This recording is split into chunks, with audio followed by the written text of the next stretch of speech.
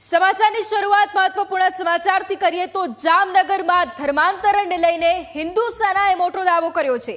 એક સાથે સેંકડો લોકો ધર્માંતરણ કરવા માંગે છે, ધર્મ પરિવર્તન કરવા માંગે છે। અધિકારીઓ અને નેતાઓ કામ ન કરતા ધર્મ પરિવર્તનની માંગ અહીંયા લોકોએ કરી છે। ધ્રોલમાં 748 લોકો કે જેઓ ધર્મ પરિવર્તન કરવા માંગે છે। 748 લોકોએ મુસ્લિમ ધર્મ અંગીકાર કરવા માટે મંજૂરી માંગી છે। મુસ્લિમ ધર્મ અંગીકાર કરવા કલેક્ટર પાસે અહીંયા મંજૂરી માંગવામાં આવી છે। હિન્દુઓની સમસ્યા અને હિન્દુઓની ચિંતા અને સમસ્યાઓ વધી છે, છતાંય નિરાકરણ ન હોવાનો એક પત્રમાં ઉલ્લેખ કરવામાં આવ્યો છે। હિન્દુ ધર્મ ત્યજીને મુસ્લિમ ધર્મ અંગીકાર કરવાની જે પરવાનગી આપવાની માંગ કરવામાં આવી છે।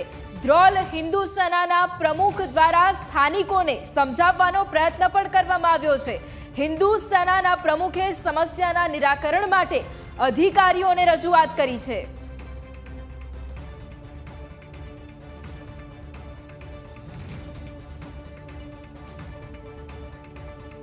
ઘટના સ્થળે જઈને એ લોકોને મળ્યા અને આશ્વાસન આપ્યું અને તંત્ર સાથે સતત અમારો અત્યારે સંપર્ક ચાલુ છે, મીડિયા જોડે પણ સંપર્ક ચાલુ છે અને અમારા ધારાસભ્યશ્રી અને સંગઠનના પ્રમુખશ્રી આ બંને એમને બાહેંધરી આપી છે કે એમનો જે પ્રશ્ન છે એ ટૂંક સમયમાં જ એનું નિરાકરણ આવી જશે। એટલે હાલ આ પ્રશ્ન છે એને હિન્દુ સેના ખૂબ સારી રીતના ચલાવી રહી છે અને આવતા સમયમાં આ પ્રશ્નનું ખૂબ જ મહત્ત્વ હોય અને શ્રાવણ માસ આવતો હોય એટલે આ પ્રશ્નનું તાત્કાલિકના ધોરણે નિરાકરણ કરી દેશે એવું અમને બાહેંધરી આપી છે।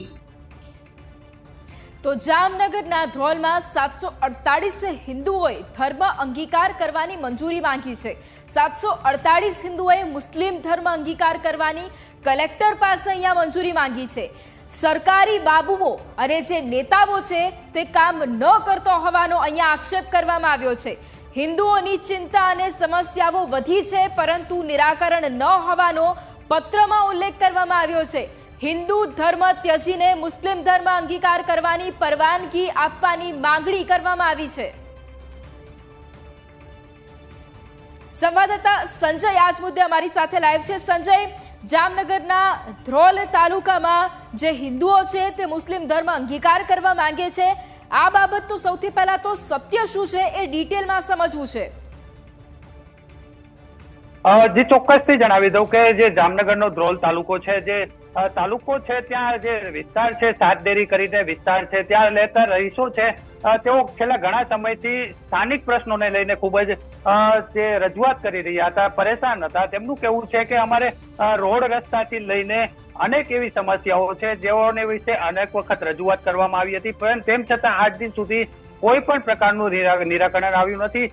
ખાસ કરીને કહી શકાય કે જે તેઓ વિસ્તાર છે તેની આજુબાજુ મુસ્લિમ લોકો પણ રહે છે, તેમના દ્વારા જે જાહેરમાં જે વસ્તુઓ નાખવામાં આવતી હોય છે, માંસ મટન નાખવામાં આવતું હોય છે, ત્યાં જે ગંદકી છે તે ગંદકી પણ મોટા પ્રમાણમાં ફેલાયેલી છે, રોડ રસ્તા પણ ખરાબ છે સહિતના પ્રશ્નો દ્વારા તેઓ કંટાળીને જે એક કલેક્ટરને પત્ર લખ્યો છે તેમાં તેઓએ જણાવ્યું છે કે અમે જે છીએ તે હવે જે હિન્દુ નેતાઓ છે તેઓ અમારી વાત સાંભળતા નથી, અમારી રજૂઆત સાંભળતા નથી।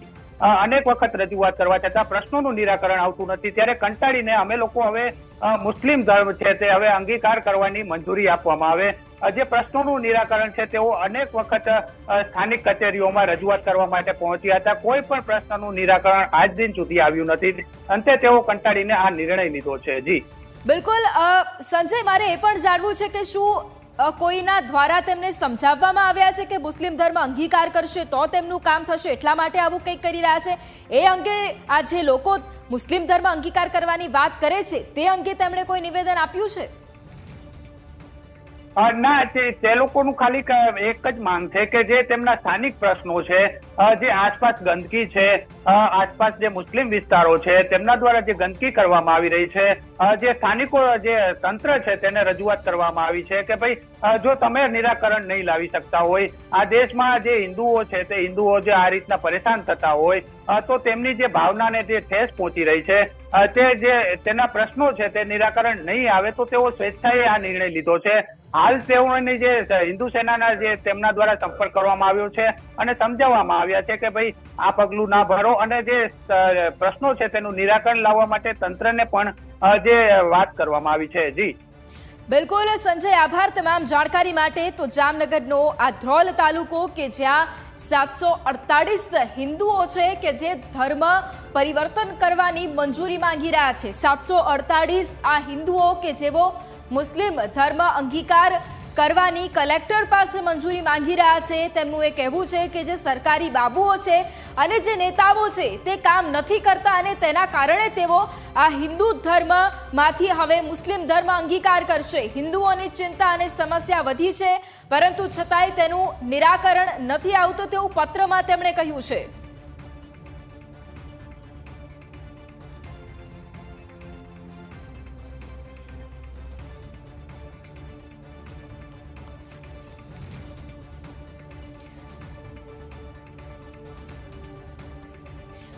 તો હાલ ફોન લાઈન પર હિન્દુ સેનાના પ્રમુખ ગૌરવભાઈ મહેતા અમારી સાથે જોડાઈ ગયા છે। ગૌરવભાઈ, સ્વાગત છે ન્યૂઝ કેપિટલમાં આપનું।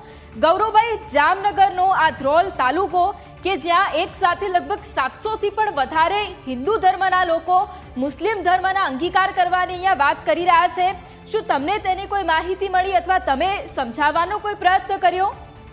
જી બેન, નમસ્કાર। કાલે બપોરના 2 વાગે મને પત્રથી એક અરજી મળેલી છે કે ધ્રોલના 7 નંબર વોર્ડના 748 લોકો છે એ મુસ્લિમ ધર્મ અંગીકાર કરવા માંગે છે। એના અનુસંધાને કાલે સાંજે અમે મિટિંગ કરી છે અને એના જે કાંઈ પ્રશ્ન છે, બાજુમાં એક કસાઈવાળો છે, કસાઈવાળાનું જે કાંઈ જે માંસ મટન ને આ જે હોય એ બધું એના ઘર પાસે ઠલવતા હતા અને આ લોકો છેલ્લા 3-4 વર્ષથી પ્રશાસનને આ ફોટાને વિડીયોને આપતા હતા, પણ કોઈ કારણોસર કામ નહોતું થતું, એટલે છેલ્લે એમને આ નિર્ણય લીધો હતો। પણ કાલ સાંજે એમની બેઠક કરી, આજ સવારે પણ એમની બેઠક કરી છે અને અમારા જે એમએલએ સાહેબ છે એમની જોડે મેં વાતચીત કાલે ટેલિફોનિક કરેલી છે। આ પ્રશ્ન છે એમને ટૂંકા સમયમાં એ નિવારણ કરી આપે છે। ગૌરવભાઈ, મારો બીજો એક સવાલ એ પણ છે કે તમે સ્થાનિકો સાથે વાતચીત કરી ત્યારે તમને એમાંથી એવું કંઈક જાણવા મળ્યું, કોઈએ એમને સમજાવ્યા હોય આ ધર્મ અંગીકાર કરવા માટે, મુસ્લિમ ધર્મ અંગીકાર કરવા માટે, કે તેઓ ફક્ત ને ફક્ત કામ નથી થતું એટલા માટે કરી રહ્યા છે? એમની જે વાત થઈ તમારી સાથે એના પરથી તમને શું લાગ્યું? ના બેન, એવું તો કઈ અત્યારે કોઈ બીજી એંગલ લાગતી નથી। એમાં પ્રશ્ન એવો છે કે 4 વર્ષથી અહીંયા પેલા હતા બહુમતીમાં હિન્દુ હતા, અત્યારે લઘુમતીમાં આવી ગયા છે, બરાબર? એટલે અત્યારે મુસ્લિમ એરિયો બહુમતીમાં આ કહેવાય 7 નંબરનો વોર્ડનો શ્યામ સુંદર મહાદેવ મંદિર વાળો, બરાબર? એટલે ત્યારે એ એવું કહેવા માંગે છે કે ભાઈ જો તો પછી અમને કાંઈ ન્યાય ન મળતો હોય તો અમે એ લોકો ભેગા ભળી જાય। કોઈ બીજી એંગલ અત્યારે મારા ધ્યાનમાં ક્યાંય આવેલી નથી, કોઈ આની પાછળ કામ કરતું હોય કે આ કે તે કે એવું કંઈ લાગતું નથી। ખૂબ જ હતાશ અને નિરાશ થઈને આ નિર્ણય લેવાનો એ લોકોએ નક્કી કર્યું। બિલકુલ ગૌરવભાઈ, કારણ કે અહીંયા બીજી એક મોટી વાત એ પણ છે કે આ લોકો એવું સમજી રહ્યા છે કે તે હિન્દુ છે, એમના કામ નથી થતા, એમની સમસ્યાનું નિરાકરણ નથી આવતું। એટલે બીજો પ્રશ્ન એ પણ છે, કારણ કે તમે એ જે વ્યક્તિઓ છે તેમની સાથે તમે વાત પણ કરી છે, એટલે એ એવું કેમ કહી રહ્યા છે? તમે એમને સવાલ પણ કર્યો હતો કે એમને કેમ એવું લાગે છે કે મુસ્લિમ થઈ જશે તો જ એમના કામ થશે? જી બેન, એમાં એવો છે એક વિષય એના મગજમાં કોઈ એવો બેસાડી દીધો છે કે ભાઈ આપણે મુસ્લિમ થઈ જશું, અહીંયા બહુમતીમાં થઈ જશું તો આપણે એ લોકો જે એના એરિયામાં થતું હોય કે એ લોકોનું હાલતું એવું આપણું પણ હાલવા મળશે, પણ હકીકતમાં એવું નથી હોતું। આની પાછળ કોઈ પણ એને મિસગાઈડ કરી રહ્યા છે, એ બધું એના તારણમાંથી